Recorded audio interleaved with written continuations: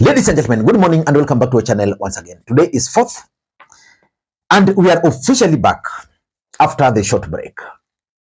And allow me to begin the video by first of all thanking each and everyone who supported me during my Nyombo event, which took place on the 28th day of December 2024. Because of your support, the event was hugely successful. I had actually anticipated to have a low-key event, but it happened the way it did. You guys showed up, friends, my close friends showed up, despite the fact that the attendance was actually restricted. And we thank God for the successful event. And of course, I've also read the comments on the video which was posted on Azimio TV. I didn't know that you guys love me that much. I'll reciprocate. Ladies and gentlemen, this year is going to define the 2027 presidential elections in the Republic of Kenya. And it began on a high note. On the second day of January 2025, there was a major cultural, or do we call it political event, in Siaya, Piny Luo.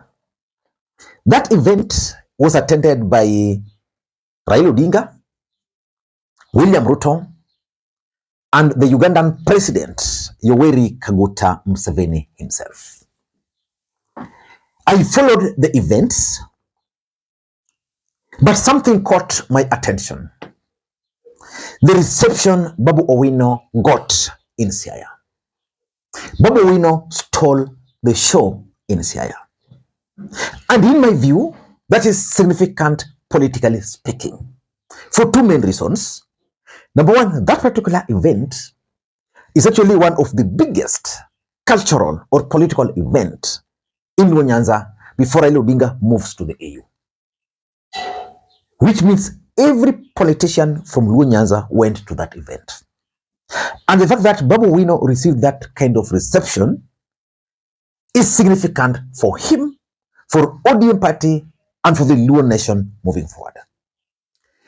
Number two, it was also an opportunity for other politicians, especially from Luo Nyanza, to prove that they are capable of winning the support of the ground. In fact, I want to believe that most of them tried to gauge their popularity, but Babu Owino prevailed. In this video, I want us to look at critically Babu Owino reception in Siaya on the second day of January 2025. First of all, let us begin the video by playing the clip. I want you to pay very close attention to the way the crowd is responding to Babu Owino.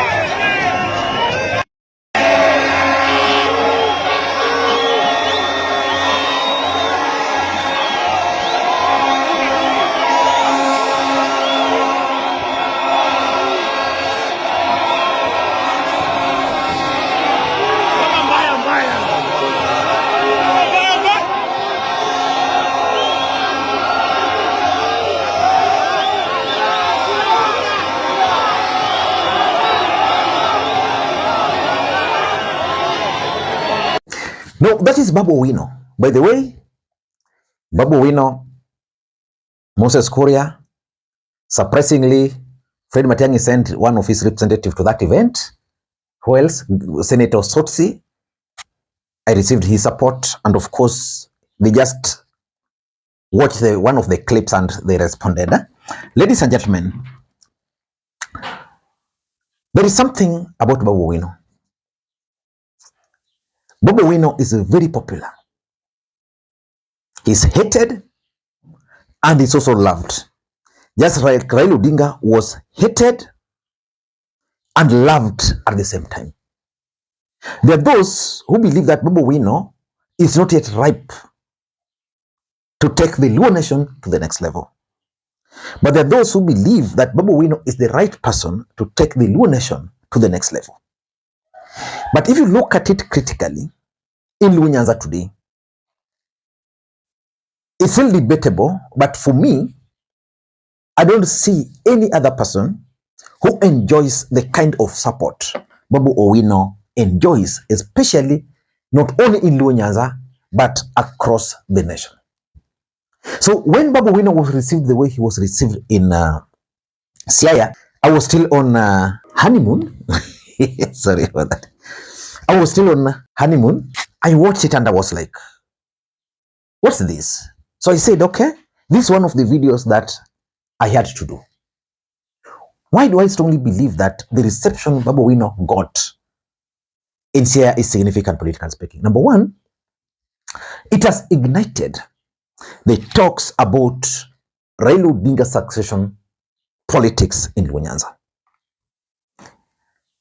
For those who've been following the politics of Luo Nation very closely, currently Professor Anyang' Nyong'o is the ODM party leader,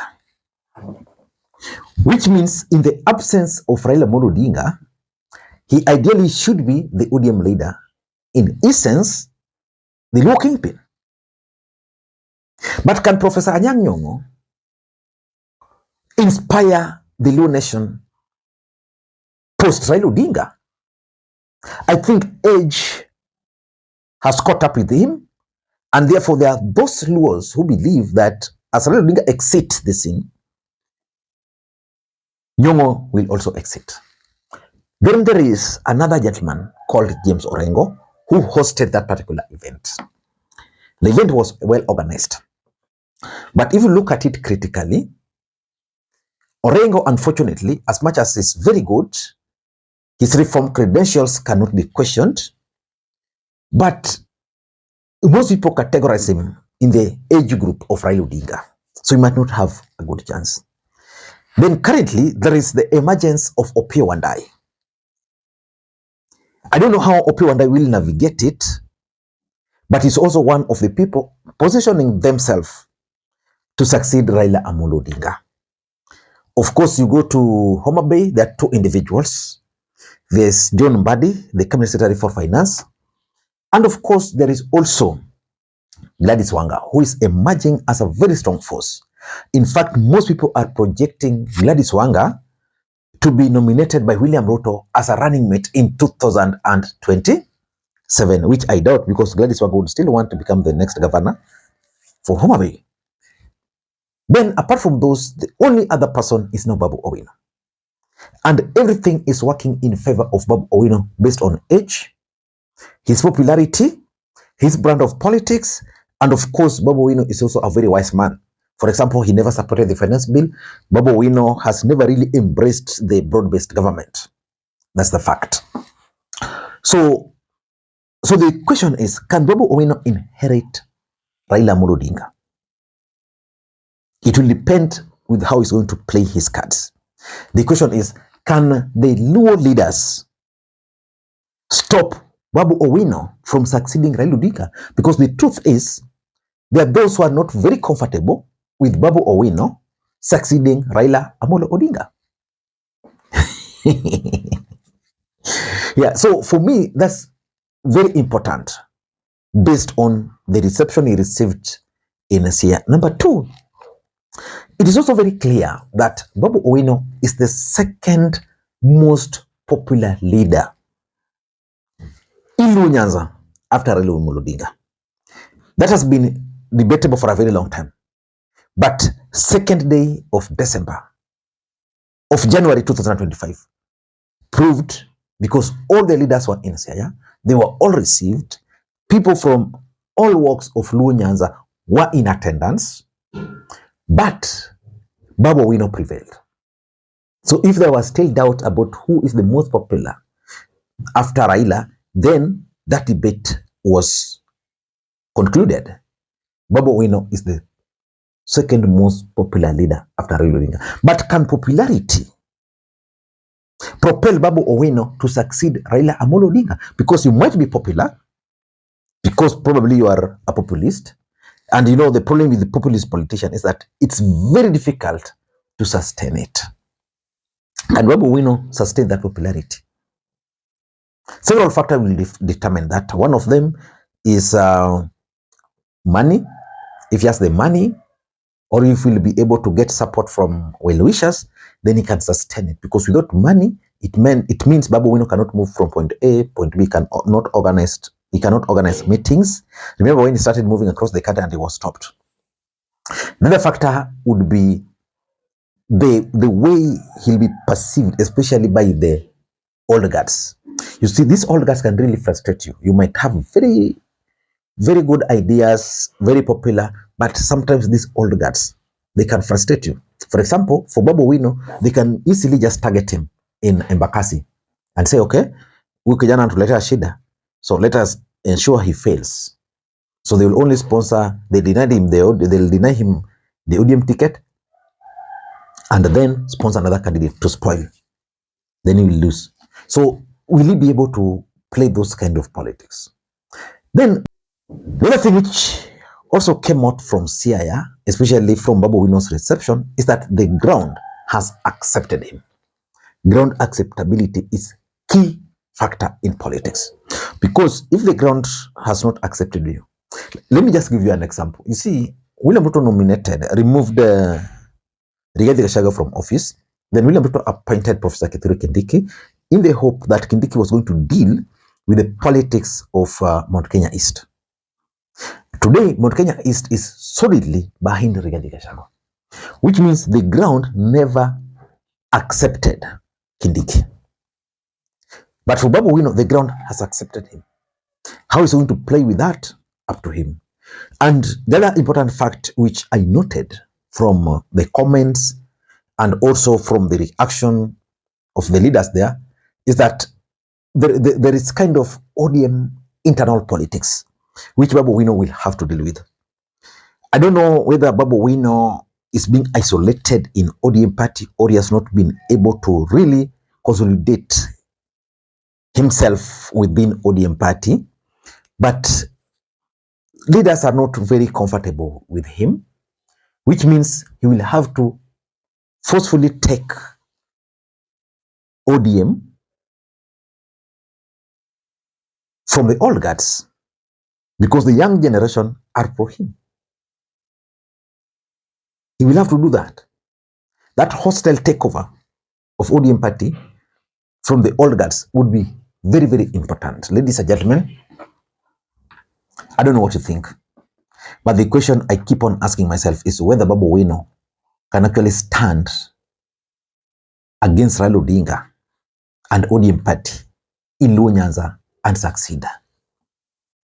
That's a question which I can't answer. Maybe you can help me answer it. Until next time, this is Lee Makwiny. Bye-bye.